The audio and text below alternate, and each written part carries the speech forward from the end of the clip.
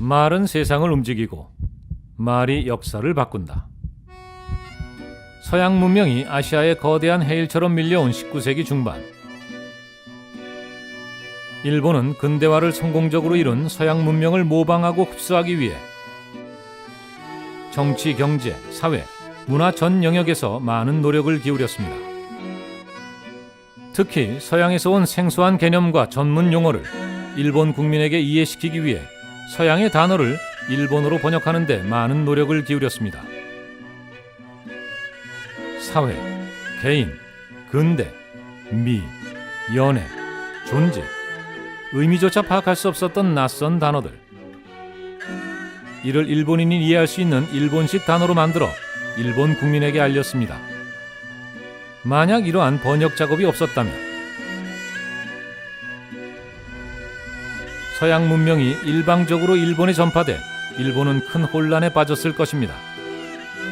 일본인들이 가진 사고방식의 틀에서 새 단어들을 이해할 수 있도록 한 주체적인 번역, 이 과정에서 일본인들의 지식 역량도 함께 성장했습니다. 그들의 번역 작업은 결국 일본 근대화의 촉진제가 됐습니다. 하지만 일본 정부는 그 힘을 제국주의 침략의 도구로 활용했습니다. 우리나라의 언어를 말살시키려 했던 일본 제국주의, 조선인을 일본에 무조건 복종하는 국민으로 만들기 위해 한국 신민화 정책을 추진하고 우리말과 글을 탄압해 우리의 정체성을 파괴하려 했습니다. 한국 신민의 서사는 정신 함양을 목적으로 조선인에게 외우도록 한 맹세였습니다. 우리는 대일본 제국의 국민입니다. 우리는 천황폐하께 충성을 다하겠습니다. 일본 정부는 이 내용이 적힌 수첩을 나눠주고 이 말을 외치게 했습니다.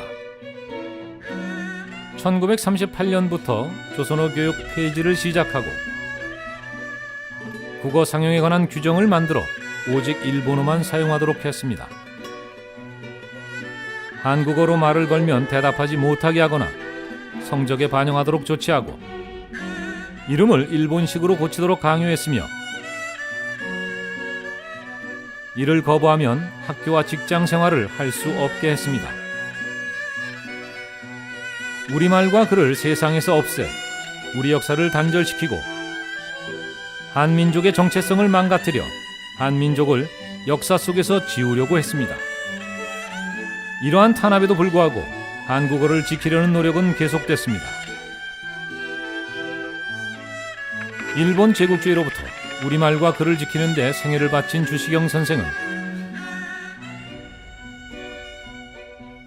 훈민정음을 한글로 발전시켜 한글 문법 체계를 세우고 당시 일제위에 잃어버릴 수도 있었던 우리말과 글을 수호했습니다. 주시경 선생은 일본 제국주의 침략에 조선이 제대로 대응하지 못한 이유가 조선 사람들이 글을 제대로 몰라 힘을 키울 수 없었기 때문이라고 생각했습니다. 그래서 그는 우리말과 글에 대한 연구와 보급에 전심을 다했습니다. 그는 20세에 서재필과 함께 독립신문 창간에도 참여했습니다. 우리나라 최초의 순한글 신문인 독립신문은 누구나 쉽게 읽을 수 있었습니다. 그는 조선의 독립과 발전을 위해 국어와 국사교육이 가장 중요하다고 생각하여 학교와 강습소에서 청소년과 청년들에게 국어를 가르쳤습니다. 책을 보자기에 싸가지고 다니며 학생을 모아 우리말을 가르쳤던 주시경 선생의 별명은 주보따리였습니다. 우리말에 대한 다양한 문법책, 교과서, 연구서적 등을 발간하고 무너진 우리말을 일으키기 위해 말모이라는 국어사전 편찬 중 38세의 유명을 달리한 주시경 선생.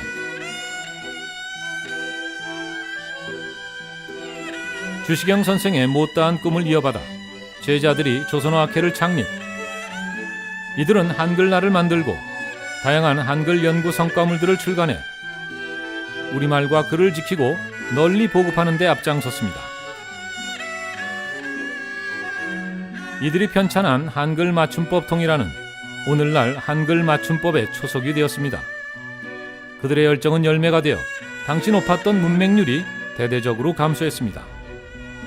이를 통해 모아진 우리 국민들의 힘은 전쟁과 가난을 이겨내고 경제, 문화 강국으로 성장하는 원동력이 되었습니다.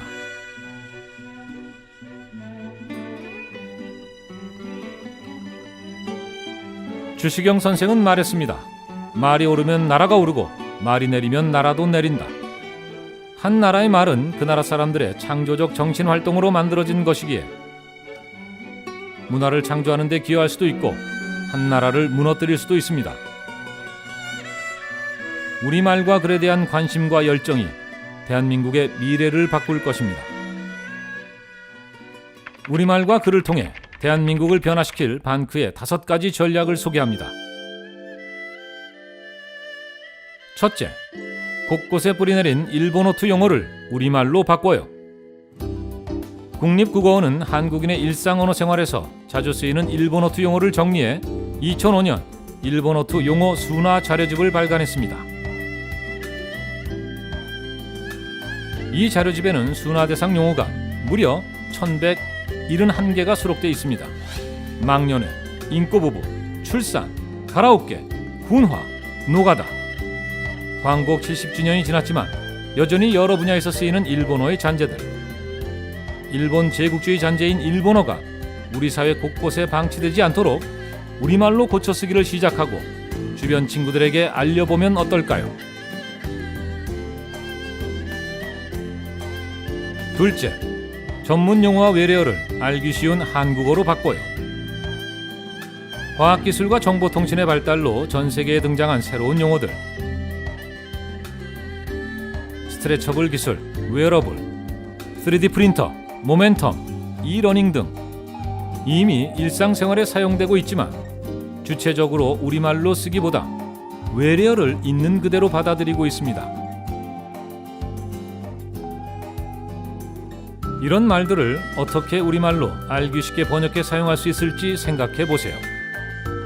셋째, 제품과 간판에 한글 이름을 사용해요. 한글 대신 외국어로 써야 더 잘 팔리고 더 가치 있어 보인다 생각하시나요? 우리는 과거 일제의 창시개명에 대해서는 분노하지만 오늘날 거리 간판에 쓰인 외래어에 대해서는 문제의식을 느끼지 못하고 있습니다. 오늘날 세계와 선진화라는 구호 아래 너무 쉽게 사용하고 있는 외래어. 정부기관 그리고 기업에서 우리말로 대체할 수 있도록 외래어를 대신할 우리말도 생각해보고 각 기관 책임자에게 개선을 건의해보면 어떨까요? 넷째, 아직 잘 알려지지 않은 우리말 홍보대사가 되어주세요. 미리네, 아띠, 온세미로, 아리수, 여우변, 다솜 등 아름답지만 잘 알려지지 않은 우리말. 여러분이 우리말을 찾아 주변에 널리 사용하고 알려주세요. 우리 집 강아지 이름, 각종 모임 이름, 다양한 별명과 애칭을 순 우리말로 만들어 보세요. 우리 일상생활에서 점점 우리말이 친숙하게 뿌리내릴 수 있을 겁니다. 다섯째, 21세기 세종대왕이 돼주세요. 15세기 아시아에서 공통의 문어구시를 했던 중국 한자의 익숙함 때문에 그 누구도 우리만의 문자를 창조할 생각조차 하지 않았습니다. 세종은 중국 중심의 국제 질서를 무조건 따르기보다 자주적인 시각을 갖고 백성을 살폈습니다. 그는 백성들이 한자로 의사표현을 하는 것이 어렵다는 것을 해결하기 위해 우리 고유의 문자인 한글을 창조했습니다. 오늘날 세종의 시대는 여전히 찬란한 문화대국으로 후손들에게 기억되고 있습니다. 이제 여러분이 21세기 세종대왕이 되어 한국을 변화시켜보세요. 무조건 대세에 따르기보다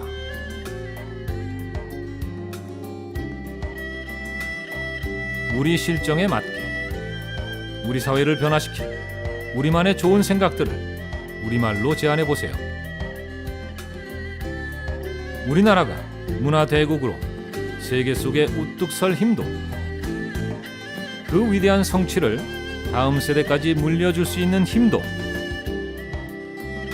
지금 우리가 사용하는 말에서 시작됩니다. 사이버 외교사절단 반크는 우리말과 글을 수호하며 대한민국을 변화시킬 한국 청년들을 찾고 있습니다. 오늘 여러분이 쓰고 있는 말과 글이 대한민국의 미래를 바꿀 겁니다.